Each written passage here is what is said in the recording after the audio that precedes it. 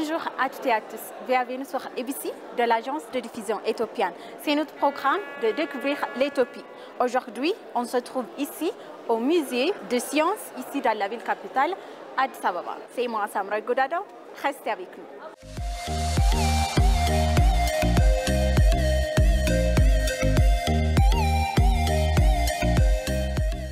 Le ministère éthiopien du tourisme a organisé une exposition de tourisme et hôtellerie le 10 octobre 2023. Donc ça fait un mois. Donc aujourd'hui, on va visiter l'Éthiopie en général, la richesse et la grâce éthiopienne. Alors, l'Éthiopie est un pays riche en culture et une mosaïque de la culture.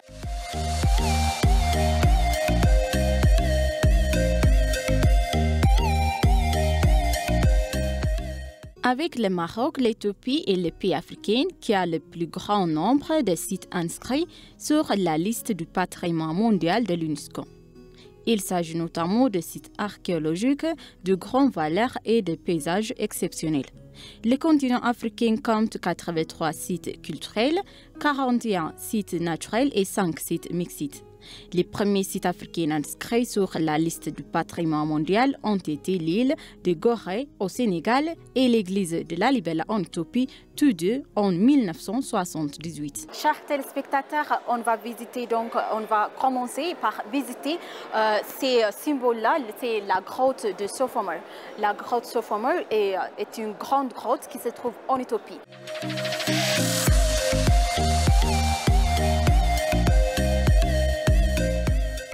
À une centaine de kilomètres à l'est des montagnes voilées se trouvent les grottes de Sof Omar, un vaste et fascinant système de grottes à travers lesquelles coule une rivière, le Wabishaba. La rivière souterraine coule sur plusieurs kilomètres et passe à travers diverses chambres cachées qui ont été formées dans le calcaire durant des milliers d'années. L'entrée de cette grotte est un grand portail naturel. La grotte de Sof Omar est l'une des plus spectaculaires et vastes grottes souterraines formées par la rivière Wabi qui a changé son cours il y a de nombreuses années et a découpé une nouvelle chaîne de contreforts à travers le calcaire. Le système de Sof Omar est un phénomène naturel extraordinaire d'une beauté opulente. La grotte, qui est maintenant un important sanctuaire islamique nommé par le saint Cheikh Oumar Sof, qui a pris refuge ici il y a plusieurs siècles. La grotte a une histoire religieuse qui a précédé l'arrivée des musulmans dans la région du Valais, une histoire calculée en milliers d'années.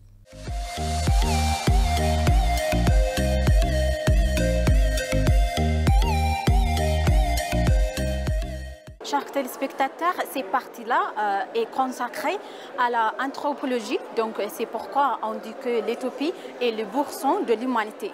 Donc, Lucie est considérée comme une mère de l'humanité. Donc, ici, Lucie a été découverte en 1974 dans la région d'Afar en Éthiopie.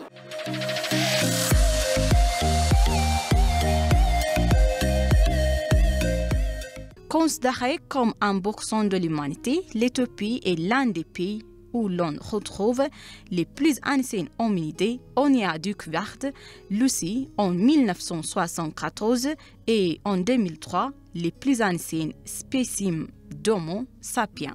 Cette partie du salon est organisée pour admirer l'ensemble du registre fossile éthiopien le plus riche du continent africain. Les nombreux fossiles exposés permettent de retracer les grandes étapes de l'évolution humaine et la préhistoire. Aux côtés de Lucie, on trouve d'autres célébrités comme Hardy, la plus ancienne squelette d'hominidés connue à ce jour, vieille de 4,4 millions d'années. Les résultats de son étude ont apporté des informations fondamentales sur les derniers ancêtres communs aux humains. L'exposition héberge également Selam, un autre fossile exceptionnel trouvé en 2000 dans la même région que Lucie.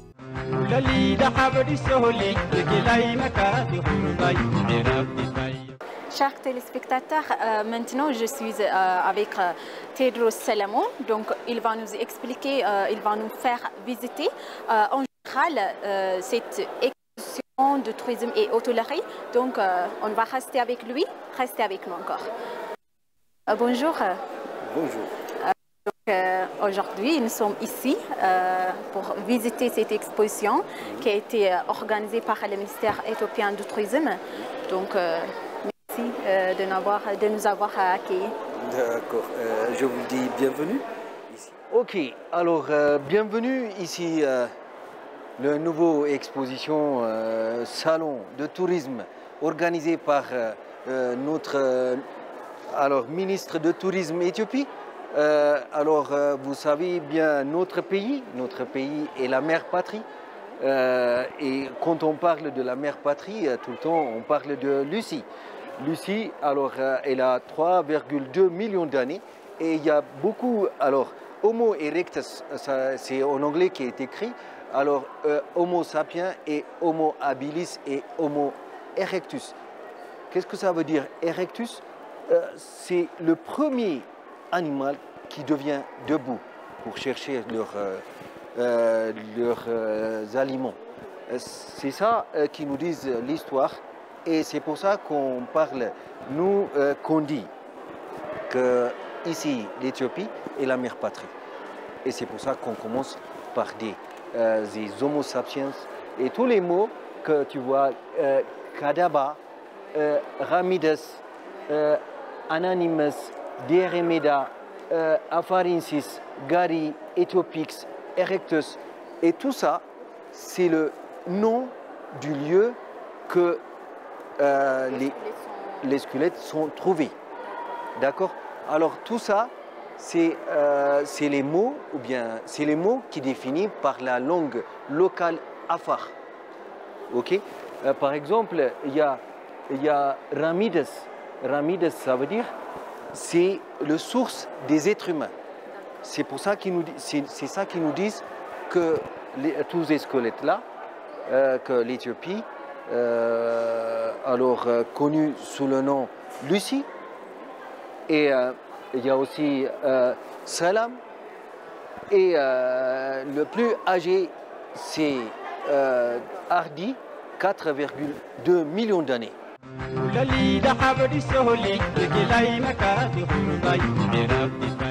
En 2015, l'Éthiopie a été élue meilleure destination du monde par le Conseil européen sur le tourisme et le commerce. L'Éthiopie et ses paysages extraordinairement variés, ses vestiges architecture ancienne et sa faune et sa flore extrêmement riches d'une culture et d'une histoire fascinante, et fière de sa lutte pour l'indépendance, l'Éthiopie a su conserver ses traditions au fil des siècles et offre une véritable immersion en terre africaine. Présente une culture exceptionnelle et de grands sites remarquables, Réunion d'Aksum, ville d'Arar, église creusée de la Lalibela, la base vallée de la Wash ou le parc national du Samin, autant de merveilles inscrites au patrimoine mondial de l'humanité.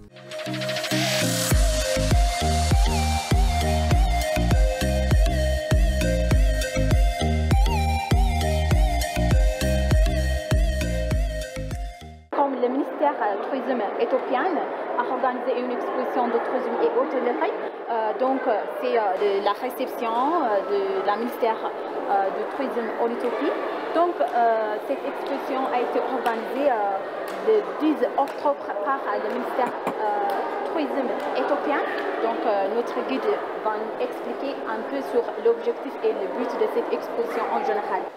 Je peux dire quelque chose ici. Par exemple, ici, on voit le ministère du Tourisme.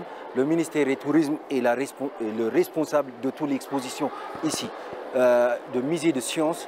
Alors, il a organisé ce salon qui est le premier de l'histoire en Éthiopie. Alors, son rôle qu'il joue sur le tourisme éthiopien est une très grande responsabilité pour faire la publicité, le tourisme à l'étranger et même donner des permis et licences pour les tours opérateurs et tous les hôtels et tous les secteurs de l'industrie tourisme.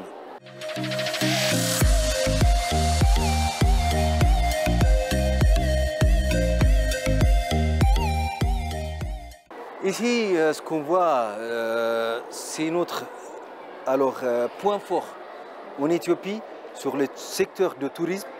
Alors, les points forts, c'est-à-dire les endroits à visiter en Éthiopie. Par exemple, il y a l'Alivela et la vallée du Rift et le Simien. Et tout ça sont enregistrés au patrimoine mondial de l'UNESCO.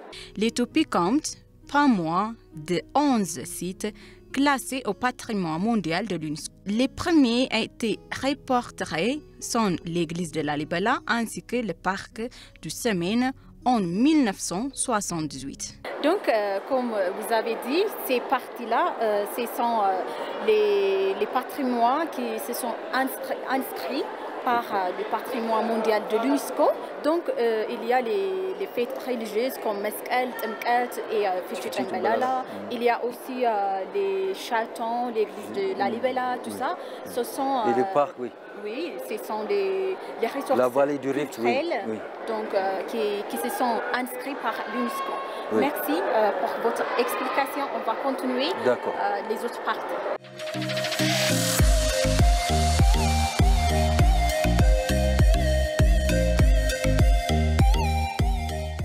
L'Éthiopie séduite des voyageurs du monde entier, attraits par les trésors naturels et culturels de la destination. Son passé si riche, remontant au bourson de l'humanité et à l'origine de sites remarquables pour certaines classés au patrimoine de l'UNESCO, les paysages et les espèces animales fascinent par leur variété. La diversité de son peuple plonge les visiteurs au cœur de l'expérience et de traditions ancestrales ainsi que de cultes religieux omniprésents.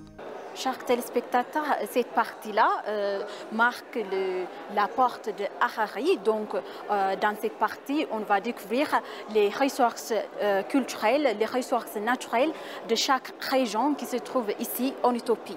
Donc, comme vous le savez, en Éthiopie, il existe plus de 80 ethnies avec sa propre culture, mode de vie et de l'histoire, tout ça. Donc, qui se sont représentent la culture, le mode de vie et l'histoire de l'Éthiopie. On va découvrir, on va visiter les ressources, la culture et l'histoire de chaque région. Restez avec moi.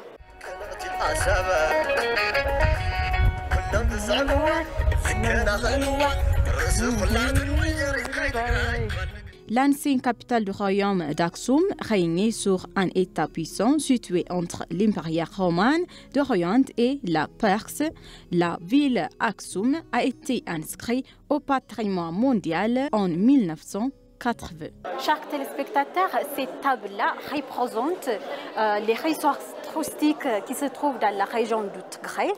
Donc, c'est une région qui se trouve au nord de l'Éthiopie. Donc, dans cette région-là, on trouve l'Aksum, donc, qui a été inscrit par l'UNESCO au patrimoine mondial. Donc, ici, on voit les objets traditionnels qui se trouvent dans la région de Tigray. Donc, cette table-là représente les ressources touristiques qui se trouvent dans la région de Tigray. On va continuer à visiter les autres ressources culturelles et ressources touristiques de chaque région. Donc, restez avec moi encore.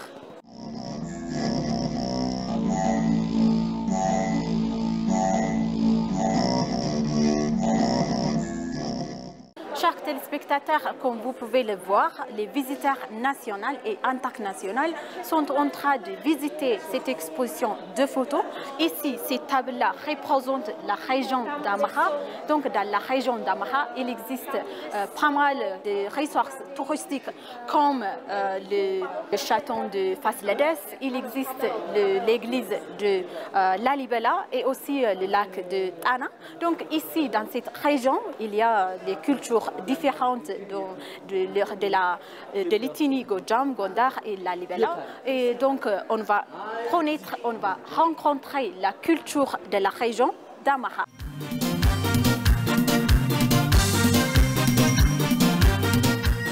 Le Nil bleu et le lac Tana situés dans les hautes terres du nord-ouest de l'Éthiopie, dans l'état régional d'Amara, sont une passion qui anime de nombreux explorateurs depuis le temps historique. Dans la Grèce antique, la source du Nil était considérée comme l'un des mystères les plus fascinants de la Terre. La région regorge de sites historiques remarquables, de paysages spectaculaires et d'une riche culturelle unique. Gondar, connu sous le nom de Camelot d'Afrique, est une ancienne capitale impériale qui regorge de trésors historiques. Ces châteaux et églises datant des siècles sont des exemples impressionnants de l'architecture éthiopienne. Ce site est classé au patrimoine mondial de l'UNESCO. La ville est également célèbre pour son festival annuel de Temkat. Lalibela, c'est une ville sainte classée au patrimoine mondial de l'UNESCO qui attire beaucoup de touristes du monde entier. Le parc national du Samin, le parc est également connu sous le nom de montagne du Samin ou toit de l'Afrique. Ce site classé au patrimoine mondial de l'UNESCO depuis 1968 pour sa beauté naturelle exceptionnelle et sa biodiversité. On y réalisait des trekking et de belles balades à la découverte de Baboun Tchilada. Le lac Tana est le centre politique et spirituel de la foi chrétienne éthiopienne depuis de nombreux siècles. Il est composé de 37 îles, dont environ 27 possèdent des monastères, des églises et des ruines de palais qui sont les plus anciennes et d'une importance historique considérable.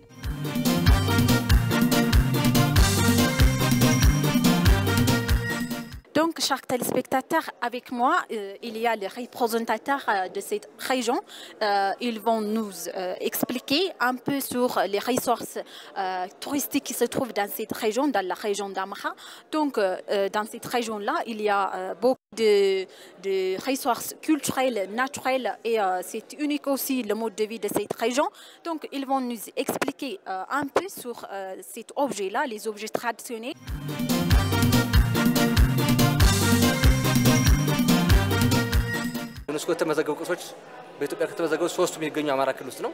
Dans la région d'Amara, il existe 3 sites touristiques qui sont inscrits par l'UNESCO. C'est le symbole de l'église de Beth Medanalem, qui est l'une des églises qui ont été établies par le roi Lalibela. En général, on apporte un peu de symboles qu'on pense qu'ils représentent cette région. L'autre destination qui a été inscrite par l'UNESCO, c'est le château de Fasledès. Le château Fasledès se trouve dans la ville historique de Gondar. La ville de Gondar est très connue par la célébration de la fête de Temkat. Quand on vient dans la province de Gojam, on trouve le château de Teklaimanot. À Choua, le château de Menelik. À Olo, le château de roi Michael.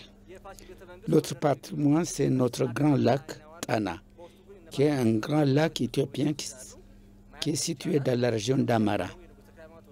Les pères utilisaient ce type de bateau pour aller où ils voulaient. ሌላው ትልቁ ሀይቃችን ጣና ሀይቅ ነው። ጣና ሀይቅ የሚገኘው አማራ ክልል ባህር ዳር ነው። እዚያው እንግዲህ ባህር ዳር ያለው ጣና ሀይቅ ሰፊ ነው። በውስጡ ደግሞ ብዙ ገዳማት አሉ። ከአንዱ ገዳም አንዱ ገዳም የሚንቀሳቀሱ አባቶች በወቅቱ ጀልባ መርከብ ባልነበረበት ጊዜ በእጅ ታንኳ ነበረ። አሁን ማሳ ማጥመጃ አድርገው ይጠቀሙበታል ማለት ነው።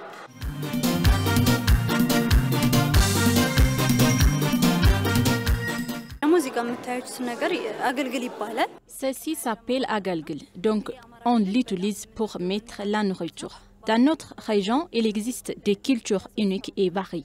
Par exemple, on a pu promouvoir le Dorod, qui est l'un des plats traditionnels d'Éthiopie très connus. Dorod est préparé pour la première fois dans la ville de Gondar.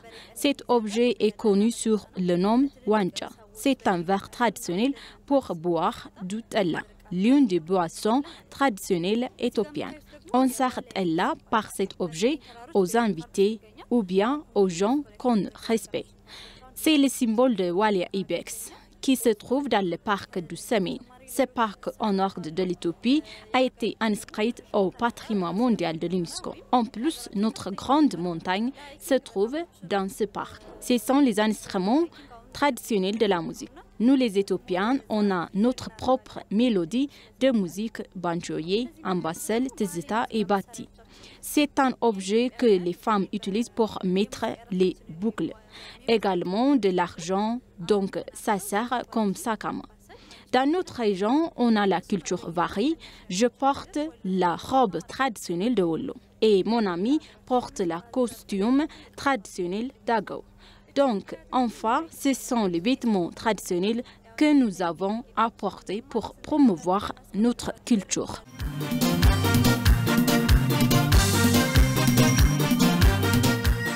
Comme vous avez entendu dans cette table-là, ce sont les objets, les ressources touristiques qui représentent cette région.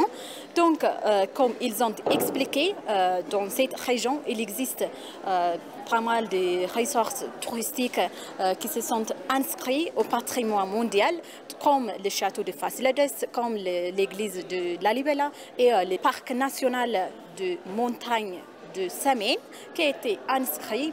Donc, merci d'être avec nous jusqu'à maintenant. On va continuer à explorer.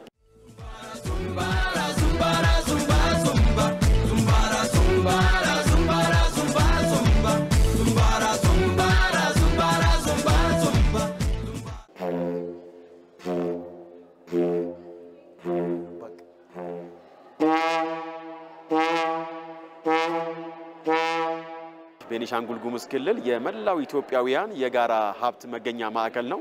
La région de Benchangul est l'endroit où se trouve notre grand barrage de la Renaissance. Dans cette région, on trouve les ressources naturelles, culturelles, comme le parc national et la ressource de la biodiversité. Donc, comme vous pouvez le voir, ce sont des artisanats. On utilise ceci comme un réfrigérateur d'eau. Nous l'utilisons pour harmoniser diverses boissons traditionnelles.